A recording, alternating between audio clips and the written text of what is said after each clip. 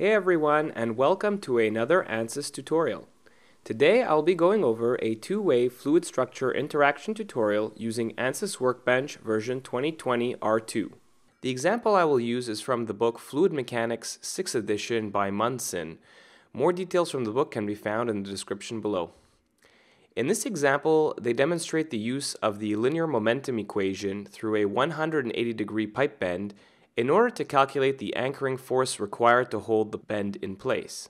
In my tutorial, I will go over how to create the geometry in SpaceClaim, followed by creating the mechanical and CFD FEA models in order to match the analytical anchoring force found from this book example. We do not necessarily need a two-way FSI to solve for the force, but I decided it would be interesting to show anyways in case you require it for a more complex problem of your own. So let's get right to it. Start by opening ANSYS Workbench. It's also titled Run wb2.exe from the ANSYS directory in Program Files.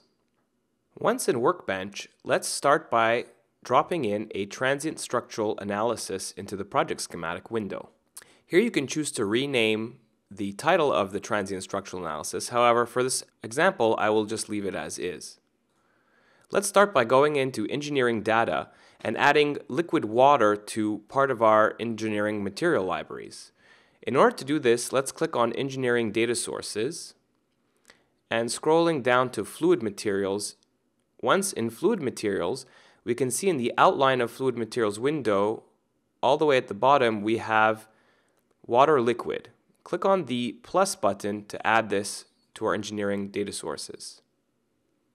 We can deselect engineering data sources, and now we can see that we currently have structural steel and liquid water. Once this is done, let's close out of engineering data. Right-click on geometry, and let's create a new SpaceClaim geometry file. Once in SpaceClaim, let's click on the Design tab up top, then click on 3D mode, and then back onto Sketch mode. Now let's select the XY plane by clicking in between the X and Y axis. Let's then click on this button over here to Plan View. Next, let's go ahead and use the Line tool and draw a line from the origin, extended about 50 millimeters. Next, let's hit Escape and draw a construction line downwards about 350 millimeters.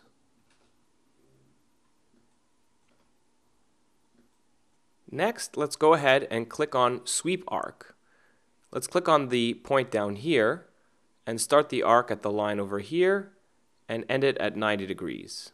Once that's done, let's go ahead and click Escape. Now let's mirror the sketch by clicking on the Design tab and then clicking on the Mirror button over here. Then select the Y-axis as the mirror plane and then choosing this line and also the arc in order to mirror the geometry.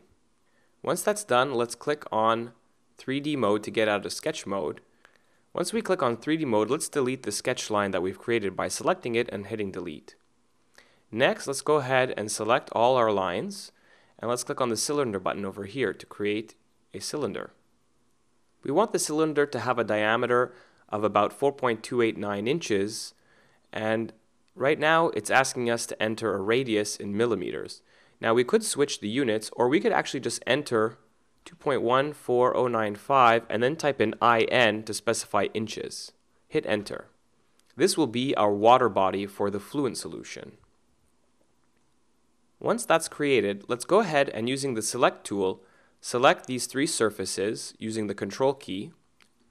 Let's click on Control C to copy and then Control V. This will create a surface from the water body. Next, let's click on the Pull tool in order to create the pipe. Specify no merge, and by clicking with the mouse and holding it and dragging it out, let's enter a value of 0.11 inches to specify the wall thickness for the pipe. Once that's done, hit the Escape key to exit. Now you will see two solids, one which is the pipe and the other which is the water body. Next, let's go ahead and design the support for this. Once again, using the Select tool, let's select this surface, hit Control C, Control V to create a new surface, then using the Pull tool and clicking on No Merge, click on the surface once again, and then let's hit 62 millimeters and then hit enter. This will create a third solid, as you can see over here. Now in order to finish the support, let's click on sketch mode over here and let's click on this radius. Then click on plan view to get normal to the sketch view. Once here, let's zoom in a bit and draw a construction line from the center of this point to the left of about 25 millimeters. Next, let's draw a rectangle from that point out. Now using the tab key, we can alternate between dimensions. Let's enter 5 inches here, and then using the tab key, let's enter 50 millimeters over here. Now let's return to 3D mode by clicking on this button down here. Now over here, what we'd like to do is we'd like to lock these solids in place, so hold the control key, right click on these two solids and click on lock, so that way they do not get modified when we want to merge this part with this part over here. Once that's done, click on the surface, then click on the Design tab, and then click on the Pull tool.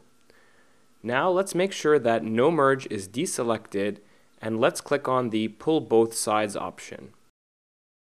Let's then click on this surface, and let's pull out about 15 millimeters. Once that's done, hit the Escape key.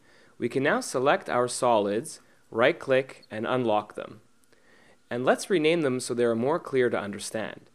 Clicking on the first solid, we can right-click and then click Rename. We'll rename this to Pipe. Clicking on the next solid, we can see here that it's the one that's inside the pipe, and we can right-click on it, click Rename, and type in Water. Clicking on the third solid, we see that the support is selected. Let's right-click on here and click Rename and type in Support. We can also color code these solids by clicking on the solid, let's say for example Pipe, then click on Display, and then choose the color button over here, and let's click on Silver. Then for the water, we can do the same, and then choose something as blue. And then for the support, we can click on Color, and then choose Olive. We can then exit Design Modeler. Now let's click on Model to open up Mechanical. So once inside of Mechanical, let's go ahead and open the Geometry tab here. And we'll need to suppress the water body because we only want to keep the mechanical components inside of the transient structural analysis. Now we can double check pipe material is structural steel, the support is also structural steel. We can see under connections that there is only one contact region, which is the bonded connection between the pipe support and the pipe itself. Next, let's click on Mesh and change the element order from program controlled to quadratic. Then let's right-click on Mesh and hit Generate Mesh. We can see that the pipe has a very fine mesh and that the support is a little bit too coarse. So let's change that by right-clicking on Mesh, Insert, and then click on Method. Then select the geometry of the support and then hit Apply. Then change the method from Automatic to Hex Dominant. Next, right-click on Mesh, click on Insert, and then select Sizing. Using the Control key, select the pipe and the support, and then hit Apply. Then, let's change the units from meters to millimeters, and then let's enter an element size of 18 millimeters, and then hit Enter. Next, let's right-click on Mesh, and then click on Generate Mesh. We now have a much better mesh to deal with. Next, let's click on Analysis Settings, and change the auto time stepping function to off, changing the end step time to 20 seconds and the time step to 1 second. Next, let's right-click on Transient, click on Insert, and let's add a fixed support. We're going to fix the back of this support over here by selecting the Face Select tool, clicking on this face, and then hit Apply. Next, we will right-click on Transient once again, click on Insert, and then select the Fluid Solid interface. Now using the Face Select tool once again, click on the inside face of the pipe, then click on Extend and then to Limits. This will select all 3 interior faces of the pipe. This will be used for the Fluid Solid interaction. Then click on Apply. Next, let's scroll down to Solution and add some results. Right-click on Solution and then click on Insert, then Stress, then Equivalent von Mises Stress. Next, let's right-click on Solution, Insert, probe, and then force reaction in order to get the reaction force of the fixed support. We will use this reaction force to compare with the book value. Finally, let's right-click on Solution, Insert, and let's click on Stress Tool and then click on Max Equivalent Stress. This will add the safety factor. Now once that's done, we're ready to exit out of Mechanical. Now let's go ahead and add our Fluent module and create it as a standalone system. And let's also add the system coupling under Component Systems as a new standalone system. Let's now join the setups from both the Fluent and the Transient Structural systems to the system coupling, as you can see over here. I'll do the same thing for the Transient Structural and connect it to the setup. Once that's done, we'll get back to this later. So let's now also connect the geometry from the Transient Structural to share it with the Fluid Flow module. And let's go now and double click on Mesh to load the mesher for Fluent. So once inside the mesher here, we'll now suppress once again the metals, so the pipe and the support, because all we want in Fluent is the fluid domain. So we can right click on both of these and click on Suppress Body. Now we only have the water domain. We can change the material here from defined by geometry to fluid to ensure that ANSYS will consider this as a fluid. Next, we can right-click on Mesh and then click on Generate Mesh. As we can see here, we get a decent mesh, but we would like to get a finer mesh around the boundary layer of the wall. So first, ensure that the units are in millimeters, and then right-click on the mesh, then click on Insert, then click on Sizing.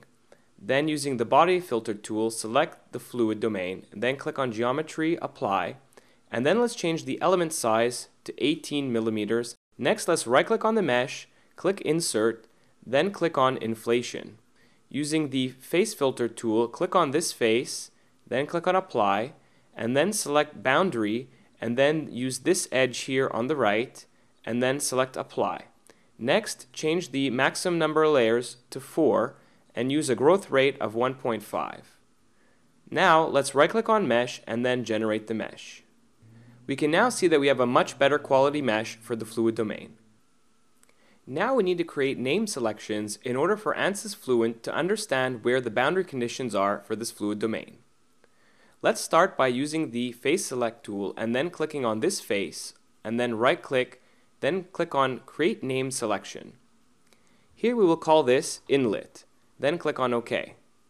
Next, let's click on this face over here, right-click, Create Name Selection, and then type Outlet, then click on OK. Next, using the Control key, let's select this face, this one, and this one, right-click, Create Name Selection, and then type in Wall. Finally, using the Body Filter tool, select the fluid body, right-click, Create Name Selection, and then type in Volume. Then hit OK. We now have our 4 name selections here on the left. Once that's done, we can now exit out of Fluent meshing. We can now right-click on Mesh and click on Update. Once it's done updating, let's double-click on Setup to launch Fluent. On the launcher, let's click on Double Precision, and depending on your computer, you can change the number of solver processes. For my computer, I have 8 cores, so I will set this number to 8, and then let's click on Start. Once inside Fluent, click on the Check button under Mesh to check the mesh. Then change the time to transient, since this is a transient study. Next, under Models, ensure that the viscous model is selected to K omega and not laminar flow, since the Reynolds number for this problem is over 4,000 and the flow is turbulent. Then click on OK. Next, let's go to Materials, and then click on the Create Edit button at the bottom. Then click on Fluent Database, and then scroll all the way down until you see Water Liquid H2O. Click on it, then click on Copy, then click Close, and then click Close again. You will now see we have water liquid as a fluid to choose from. Now in order to apply this liquid to the cell zone, let's click on Cell Zone Conditions. And then under Fluid, we'll click on Volume, and then click on Edit. Then change the material name from Air to Water Liquid, then click on Apply, and then click Close. Next, let's go to Boundary Conditions. Let's click on Inlet, and then click on Edit. This brings up the Velocity Inlet window. Now for our problem, we know that the inlet pressure is 30 psi or 30 psi absolute.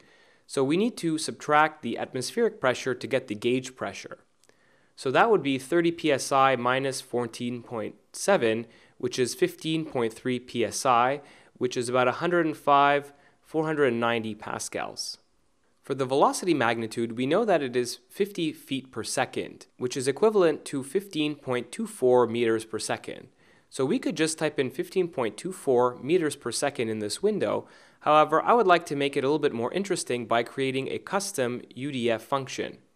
As shown in this graph here, I would like the velocity to follow the time linearly and then plateau at 15.24 for about another 5 seconds.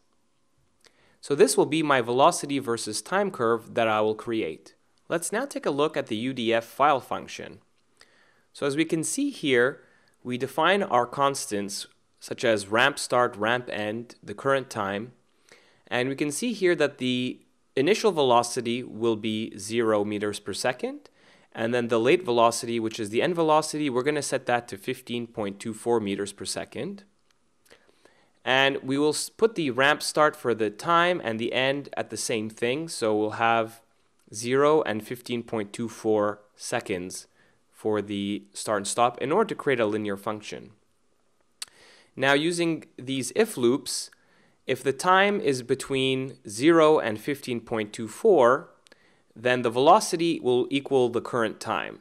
So essentially, as each second goes by, that'll equal the magnitude of the velocity. So at 1 second, you will have 1 meter per second velocity, and at 15 seconds, you will have 15 meters per second velocity.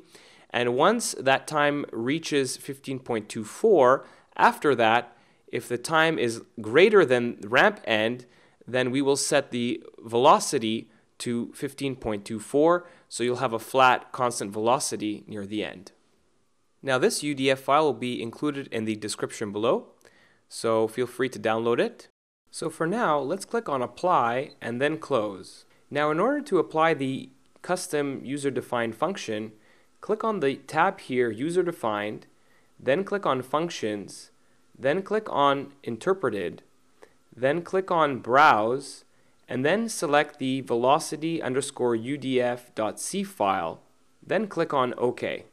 Then click on Interpret and wait for it to interpret the file. Once it's done, click on Close. Next, click on the Edit button again. This time, under Velocity Magnitude, you will see that there is now a new UDF profile called UDF Velocity Magnitude. This is our custom file, so click on this, and then click on Apply, and then click on Close. And let's click on Outlet, and let's click on Edit. Now the outlet pressure is in the problem 24 psi, but since we need to once again subtract atmospheric pressure to get the gauge pressure, that's 24 minus 14.7, which is 9.3 psi, which is equivalent to about 64,121 pascals. Let's enter that and let's click on Apply and then Close. Now since this is a two-way fluid structure interaction, we need to add dynamic mesh. Let's click on dynamic mesh, check the box, and then let's scroll down and click on Create Edit. Over here, let's change the zone to Wall, and let's click on System Coupling. This will couple the fluid domain wall with the transient structural wall. Let's click on Create and Close. Now under Reference Values, ensure that none of these parameters are changed. Changing some of these values can lead to erroneous force results later on. Now scrolling down to Methods, change the scheme from simple to coupled, and then change the turbulent kinetic energy from first order to second order, and the specific dissipation rate from first order to second order, and finally the transient formulation from first order to second order. Now head over to Initialization. In Initialization, select Hybrid Initialization and then click on Initialize. And now for the run calculation, change the number of time steps to 20, and change the max iterations to 4 and leave the time step size to 1. Now most of these settings will be overwritten by system coupling, but it is important to specify a number here for time steps. Now once that's all done, we can now close out of Fluent. Back into the project schematic, let's update the setup for Transient Structural. Next, let's double-click on the Setup under System Coupling. Under Analysis Settings, let's choose the end step time to 20 seconds and set the step size to 1 second. Next, we need to set up the data transfers. Let's click on the Fluid Solid interface and holding the Control key, click Wall. Next, right-click and then click on Create Data Transfer. This creates two data transfers, one from the structural to the fluid flow solution and the other from the fluid flow to the transient structural solution. Hence, two-way fluid structure interaction. Once that's done, we're ready to click on Update to start the coupling analysis. Note, this could take a long time to complete depending on the power of your computer. Once completed, you will see that under Solution Information that the system coupling run was completed successfully. Once that's done, let's close out of System Coupling and let's right-click on Results for Transient Structural and click on Update. Now let's double-click on Results to open up Mechanical. Once in Mechanical, we can see under Solution the equivalent stress. By clicking on it, we can see that the maximum equivalent stress is 80 megapascals. In order to find the location of this, we can click on the Results tab here at the top and then click on Maximum. We can also select the minimum. Now we can see the maximum occurs between the interface of the pipe and the support at this location. Now we can also change the deformation scale factor from auto scale to true scale and back. The auto scale shows an exaggerated form of the deformation. We can then also click on the play button here at the bottom to play an animation that goes from 0 to 20 seconds and shows how the structure deforms based on the fluid passing through the pipe. Next, if we want to get rid of the mesh lines, we can go click on Edges and click on No Wireframe. We can also change the contours from contour bands to smooth contour bands. Next, we can go ahead and click on the Stress tool and check out the safety factor. We can see here that the safety factor is 3.1. That's the minimum over here, which is pretty good. And finally, let's click on the force reaction. Scrolling down here, we can see that the total force reaction is 5,768 newtons. Now let's go ahead and change the units on that by going to the Home tab, clicking on Units, and then choosing US Customary. We can now see that the maximum force over time is about 1,296 pounds, which is very close to that of the analytical results in the book of 1,324 pounds. Now let's enlarge this graph box over here by clicking here and dragging it up. Now as you can see, the force has a ramp up all the way until 15 seconds and then stabilizes at that value for another 5 seconds. This correlates well with the Excel graph shown earlier. Once that's done, let's go ahead and close out of Mechanical. Next up, let's click on the results for fluid flow. So once inside CFD Post, click on Location here at the top and let's click on Plane to insert a XY plane. Then click on Apply. This draws a plane right across the middle of the pipe. Next, let's click on the contour icon up top here, select OK, and then change the location from Inlet to Plane 1. Now the default will be pressure, and let's hit Apply.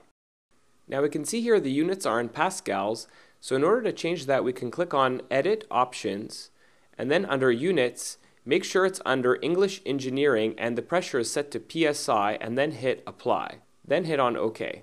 We can now see that the pressure varies from about 5 to 18 PSI, which is in a similar range of the 9 to 15 PSI of gauge pressure from the book values.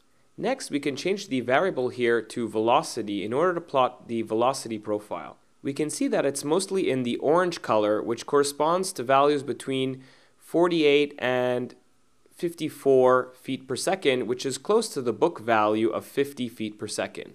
Now to view the streamlines, let's uncheck Contour 1, and let's go ahead to the top and click on the Streamline icon button.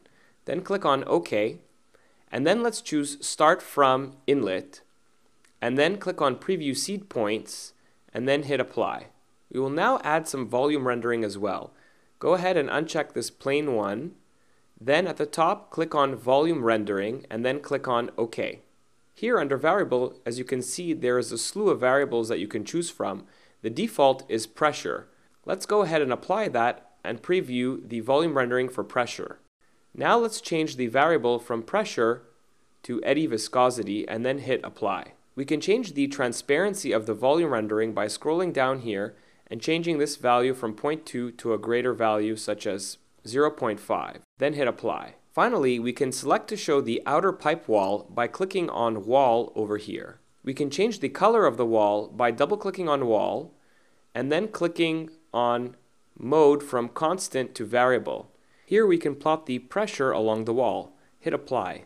We now see the pressure contours around the pipe wall. Next, if we click on the Render tab, we can choose to enable or disable lighting or specular. We can also apply texture by clicking on Apply Texture and then choosing a texture profile such as metal and then click on Apply. Next, we can change the transparency for the wall by selecting the transparency value over here and setting this to 0.5. Then click once again on Apply. So that concludes the tutorial. I hope you enjoyed it and learned something new. If you did, please hit that like button and don't forget to subscribe to my channel for more updates. See you next time.